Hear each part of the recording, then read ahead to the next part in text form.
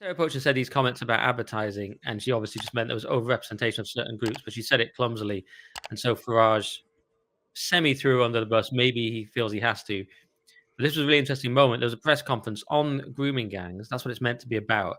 But all our venal, disgusting press go on about uh, Sarah Pochin instead, because that's their kind of story, right? Rather than the real story. But Eleanor Reynolds, who's a survivor, just had enough of it. So this kind of incorporates Farage semi-throwing Sarah under the bus and Eliane's brilliant response. Halfway through, Ben Clatworthy from The Times. Try and speed it up. It's fine, don't worry. All right. Ben's there. On the comments that Sarah Pochin made, you say they were ugly and were very unpleasant indeed. However, going back to earlier points, can you explain how they're not racist? I've already said, taken on their own and not in context, you could read them that way. Within the broader picture of the sort of collective madness under the DEI banner that has overcome the advertising industry, that is the context in which they're made. But they were very unwise words to utter in any context, all right? I don't think I can be clearer about that, but I don't believe they had a deep racist intention behind them. If I did, I would have acted differently. And I think if you look, Ben, at my career, over a quarter of a century in public life, you know, I've always made sure, whichever party I've been running or in a senior position, that we didn't align with anything like that at all. And I've been very strict on that. I'm going way back to the early 2000s in that being the view, and one that I've upheld right throughout my time in politics and public life. Okay. Can I comment on that? Yeah, as well? please do. I find it quite overwhelming as well that every single one of these medias has said something about a comment that was made by Sarah, which is understandable, absolutely fine. Yet it's taken medias decades to recognise grooming gangs that are coming over and raping our children because they're white. That is also racially motivated, and it is racist. Boom. Thank you very much, Eliane Taylor. So there you go. I mean, she said it very well. They're going on and on about Sarah Pochin's mild comments, and Eleanor Reynolds, sorry, I think I got her name wrong. She absolutely crushes them with that. I mean, people don't want to talk about how it was obviously racially motivated. They're not treated as humans because they're white, because they're not Muslim. We know this. And to talk about Sarah Pochin at a press conference about the grooming gangs, I just thought she absolutely exposed them there. Yeah, she really did. That's the first time I'd seen that bit. So astonishing stuff, and great to see as well. Because and well worthy of a round of applause at the end there. It won't have changed the hearts and minds of the people that disagree with her. By the way, they're deep in the psychosis. They won't understand what she's saying. They will refuse to believe that there's any racism against white people. In fact, they'll tell you till they're blue in the face that you cannot be racist against white people, even though they're systematically graped on an industrial scale. That's just fine. You know, you can't point it out. And this comes back to the same old thing I talked about, pointing it out there. Sarah Pochin has committed the crime of noticing. Now, I like the way that, to some degree, I like the way that Nigel framed that, because from his position, that's all he can do.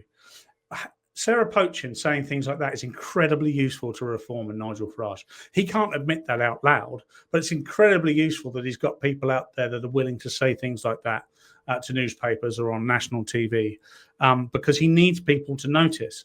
And she will be speaking to a large cohort of people that agree with her. And she'll also be speaking to an equally large cohort of people that agree with her but have been incredibly silent on it. And they're starting to grumble and grumble and grumble. Yes, it's true. I can see it. Somebody's pointing it out. Now, Nigel can't say she's absolutely 100% right, and it doesn't matter which way you say it, it can't be construed any certain way.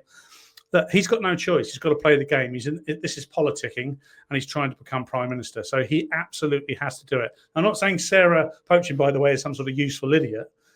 Far from it, but incredibly useful still to Reform and Nigel Farage for pointing those things out.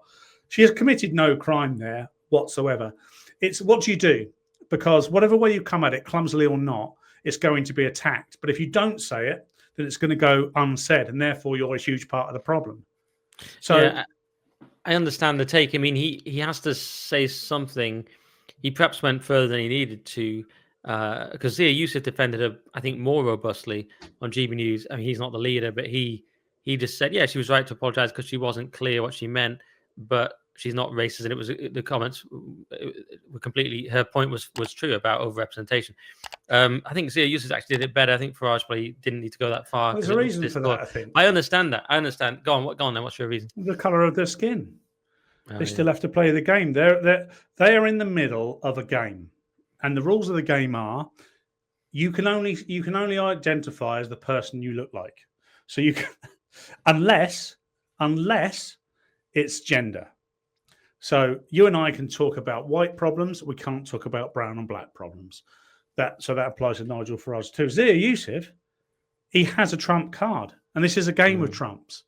He has a trump card in the sense that he is a brown man of Muslim faith. So that's perfect to have in this game, because this means that you can be on one side of the argument and have a authentic discussion about the problem. But speaking of Trump, without being criticised, Trump has proved that you actually don't have to do that. You can just reject the whole framing, the whole paradigm of the media, whereas Farage is a lot more careful. Yes, because interestingly, the trope that Trump is racist, or any trope about Trump, doesn't seem to stick. It does stick with Farage. It does. I don't know if it's a difference between British politics and American politics.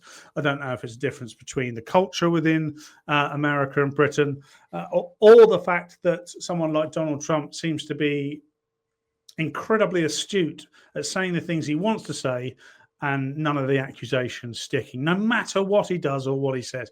I don't think Farage has got that privilege, and I don't think he's looking for that privilege either, which goes back to my point about Sarah Pochin. He needs Sarah Pochin to come out and say those things. I'm not suggesting for a moment that he suggested she did and sent her off on her merry way to go and do so. But when she does something like that, he's not there thinking, oh, this is terrible. He's thinking this is an opportunity. That's why he's not sacked her. Yeah, our situation is a little different. We are more sort of to the left in general than America. There is slightly more hysteria, but then again, and we don't have free speech either. We don't have free speech. But Farage, I don't think it's that different though. I think he has been called everything under the sun. I think he's just personally a little more sensitive than Trump and a little less combative by nature and by temperament, and he goes about it a different way. And this is how he plays it. I don't think he has to necessarily, but I can understand your argument.